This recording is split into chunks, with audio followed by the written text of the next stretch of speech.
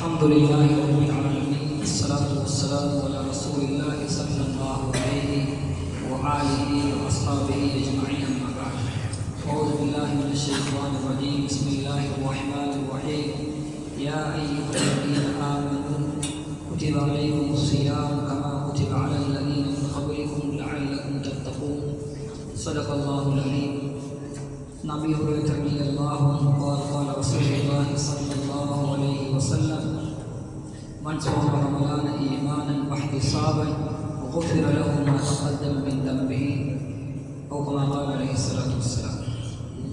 மேலான பெரியவர்களே, சகோதரர்களே, அல்லாஹ் சுப்ஹானஹு வ தஆலா கண்ணியமான ஒரு மாதத்தை அடையக்கூடிய ஒரு பாக்கியத்தை அல்லாஹ் தஆலா நம் அனைவருக்கும் அளித்திருக்கின்றார். சென்ற வருடம் நம்மோடு இருந்தவர்கள், நம்மோடு கதைத்தவர்கள், நம்மோடு பக்கத்து வீட்டில் அல்லது நம்மோடு வீட்டில் இருந்தவர்கள் என்று பார்க்கக்கூடிய நேரத்தில், இந்த வருடத்தை அடையக்கூடிய நேரத்தில் அவர்களில் அநேகமானவர்கள் நம்மை விட்டு பிரிந்து மண்ணுக்கு கீழால் உள்ள வாழ்க்கையை துவங்கி வாழ்ந்து கொண்டிருக்கக்கூடிய கட்டத்தில் அல்லாஹ் தஆலா ரமலானையும் அடைந்து அந்த ரமலானுடைய முதல் 10 ரஹ்மத்துடைய 10 கழித்துவிட்டு மக்ஃபிரத்துடைய 10 நுழைந்தவர்களாக அல்லாஹ் தஆலா இருக்கக்கூடிய பாக்கியத்தை நம்மவர்களுக்கு அல்லாஹ் தஆலா அளித்திருக்கின்றார். எவ்வாறு ரஹ்மத்துடைய 10 அமல் செய்தோமோ அதை விட நல்ல முறையில் அமல் செய்யக்கூடிய பாக்கியத்தை அல்லாஹ் தஆலா இந்த 10 நம் அனைவருக்கும் கொடுப்பானாக. அதே போன்று இறுதி 10 இத்துக்கும் மினன்னார், நரக விடுதலை அளிக்கக்கூடிய 10, அதிலும் அல்லாஹ் தஆலா அந்த 10 அடைந்து நல்ல முறையில் அமல் செய்து ரமலானின் மூலமாக அல்லாஹ் தஆலா எதனை கொடுப்பதாக வாக்களித்திருக்கின்றானோ அந்த கண்ணியமான உயர்ந்த ஒரு மனிதனை பாவத்தை விட்டும் பாதுகாத்து வைக்கக்கூடிய தக்குவாவை அடைந்த சீதேவிகளாக அல்லாஹ் தஆலா நம் அனைவரையும் ஆக்குவானாக. கண்ணியமான சகோதரர்களே, நாம் குர்ஆனை எடுத்துக்கொண்டால் குர்ஆனில் அல்லாஹ் தஆலா நோன்பு என்ற வார்த்தையை 2 இடங்களில் பாவித்திருக்கின்றார். ஒன்று சௌம் என்ற வார்த்தை, இன்னி நதர்து லிர்ரஹ்மானி ஸௌமா என்ற வார்த்தை, அதுக்கு நோன்பு என்று கருத்து கொடுக்கப்படுகிறது. இன்னொன்று யா அய்யுஹல்லதீன ஆமனு குதிப அலைக்குமுஸ் ஸியாம், சியாம் என்றும் கூறப்பட்டிருக்கிறது. நாம் நோக்கக்கூடிய நோன்பு, அல்லாஹ் தஆலா வாக்களிக்கக்கூடிய வாக்கு சியாம் என்ற இந்த வார்த்தை. இந்த வார்த்தைக்கு என்ன கருத்து கொடுக்கப்படுகிறதோ அந்த விதத்தில் நோன்பு நோட்பதின் மூலமாகத்தான் அல்லாஹ் தஆலா லஅல்லகும் தத்தகூன், தக்வாவை அல்லாஹ் தஆலா வாக்களித்திருக்கிறார். சௌம் என்ற அந்த கருத்தில் கொடுக்கப்படக்கூடிய நோன்பாக இருந்தால் அந்த வார்த்தை பாவிக்கப்படும் அஸ்ஸௌமு அனில் ஃபிஅல், அல் இம்சாகு அனில் ஃபிஅல், ஏதாவது ஒரு செயலை விட்டும் ஒரு மனிதன் தன்னை தடுத்து கொள்ளக்கூடிய அந்த விடயங்களுக்கு சௌம் என்று சொல்லப்படும். முத்இமன் அவ் கலாமன் அவ் மஷியன், அது எதுவாக இருந்தாலும் சரி, ஒரு மனிதன் தன்னை தடுத்து கொண்டு இருந்தால் அந்த இடத்தில் சௌம் என்ற வார்த்தை பாவிக்கப்படும். அல்லாஹ் தஆலா தக்வாவை வாக்களித்தது சியாமுக்கு. சியாம் என்பதற்கு உலமாக்கள் கருத்து கொடுக்கக்கூடிய நேரத்தில் அல் இம்சாகு அனில் முஃப்திராத், நோன்பை முறிக்கக்கூடிய கருமங்களை விட்டும் ஒரு மனிதன் தன்னை தடுத்துக் கொள்வது. மின் அக்லின் வஷுர்பின் வஷஹ்வத்தின், சாப்பாடு குடிப்பு. மூன்றாவது மனோ இச்சைகள். நாம் எப்படி நோன்பு நோக்க வேண்டும்? நம்முடைய உடல் உறுப்புகள் அனைத்தினாலும் நோன்பு நோக்க வேண்டும். இந்த கண் நோன்பு நோக்க வேண்டும். அல்லாஹ் தஆலா என்ன விடயத்தை பார்க்கும்படி கூறியிருக்கிறானோ அந்த விடயங்கள் இந்த கண்ணினால் பார்க்கப்பட வேண்டும். காது நோன்பு நோக்க வேண்டும். அல்லாஹ் என்ன விடயத்தை கேட்பதை ஹராமாக்கி இருக்கிறானோ அந்த விடயங்களை ரமலானுடைய காலத்தில் மாத்திரம் அல்ல, அனைத்து காலங்களிலும் இவர் தன்னை விட்டு பாதுகாத்துக் கொள்ள வேண்டும். இதே மாதிரி உடல் உறுப்புகள் அனைத்தினாலும் ஒரு மனிதன் நோன்பு நோக்கக்கூடிய நேரத்தில் தான் அவனுடைய வாழ்க்கையில் அல்லாஹ் தக்வாவை வாக்களித்திருக்கின்றான். அப்படி இல்லாமல் வெறுமனே பசித்து தாகித்து இருக்கக்கூடியவர்களுக்கு தக்வா வாக்களிக்கப்படவில்லை. ஸல்லல்லாஹு அலைஹி வஸல்லம் அவர்கள் கூறினார்கள், கம் மின் ஸாயிமின் லைஸ லஹு மின் ஸியாமிஹி இல்லல் லம.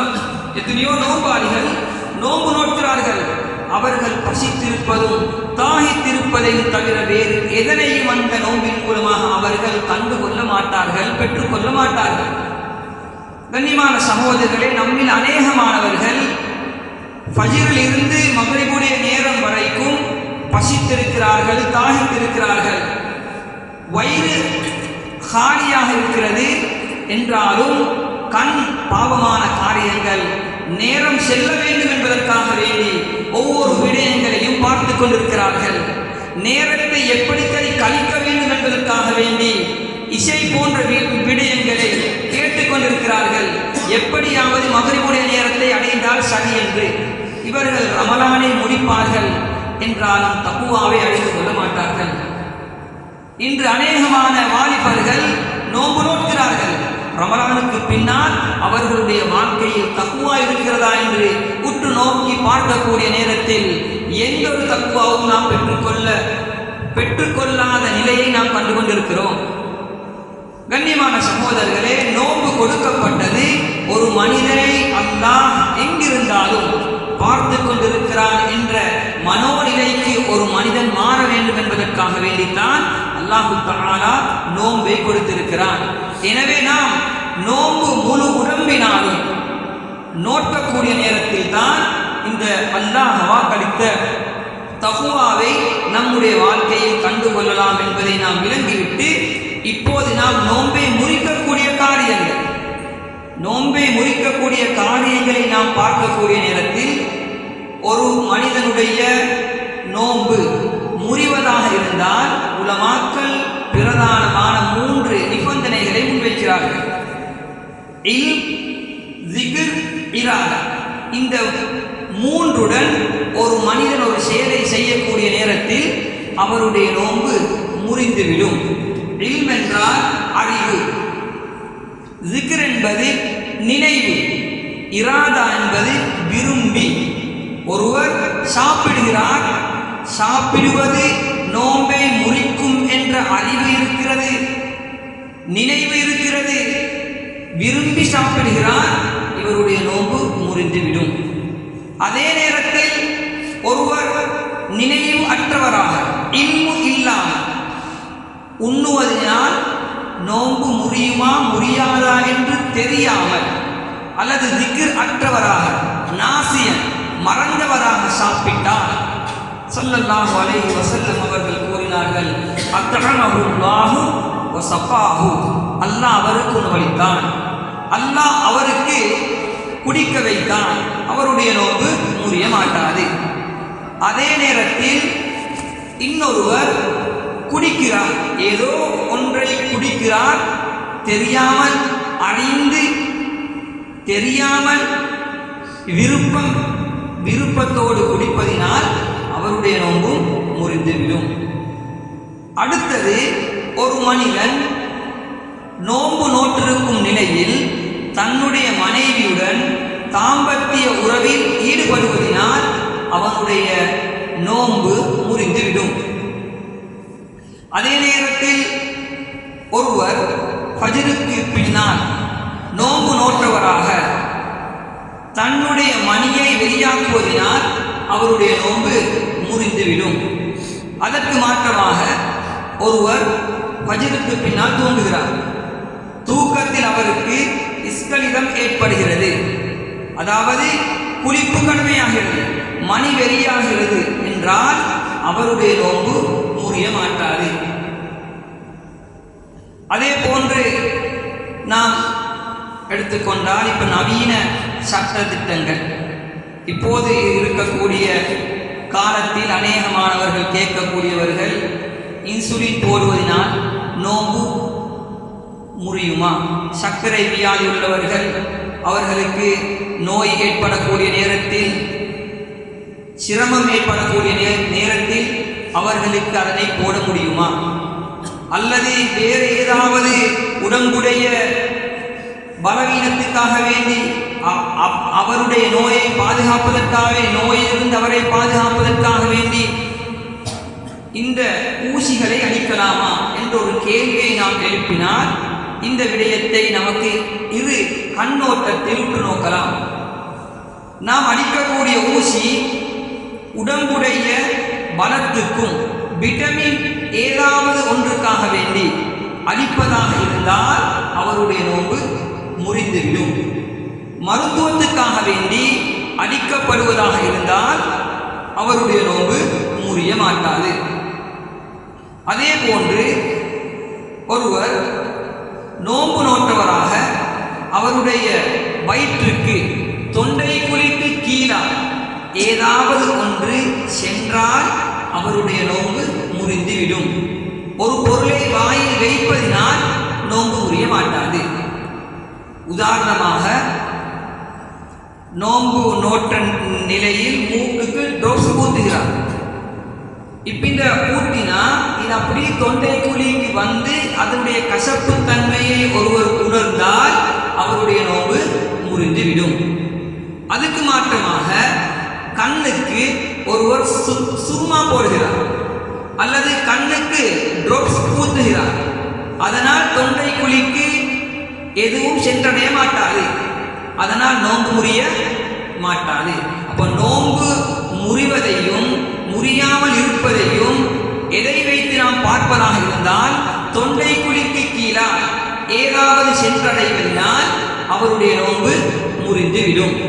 அந்த அடிப்படையில் இப்ப பல்லு வலியில் ஒருவர் இருக்கிறார், அவருக்கு பல்லுக்கு ஊசி குத்துவதினால் அவருடைய நோன்பு முறிய மாட்டாது. எதுவரைக்கும் அதிலிருந்து ஏதாவது ஒன்று தொண்டை குழிக்கு கீழால் சென்றால் நோன்பு முறியும். அதே போன்று நோன்பு பிடித்த நிலையில் ஒருவர் பல் துவக்குகிறார். பல் துவக்கலாம், எதுவரைக்கும் தொண்டை குழிக்கு கீழால் அந்த பல் துவக்கக்கூடிய அந்த சிக்னல் சரி வேறு ஏதாவது சரி ஒன்று அவருடைய தொண்டை குழிக்கு கீழால் சென்றடைந்தால் அவருடைய நோன்பு முறிந்துவிடும். இதனால் நம்முடைய மூதாதைகள் பேணுதலுக்காக வேண்டி ஃபஜ்ருடைய அதானுக்கு முன்னாலேயே பல் துவக்கும்படி கூறுவார்கள்.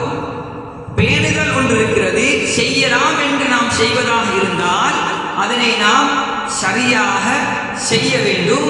அப்படி அதற்கு மாற்றமாக தொண்டை குழிக்கு கீழால் செல்லக்கூடிய நேரத்தில் நோன்பு முறிந்துவிடும் என்பதை நாம் கருத்தில் கொண்டு அந்த வேலைகளை செய்ய வேண்டும்.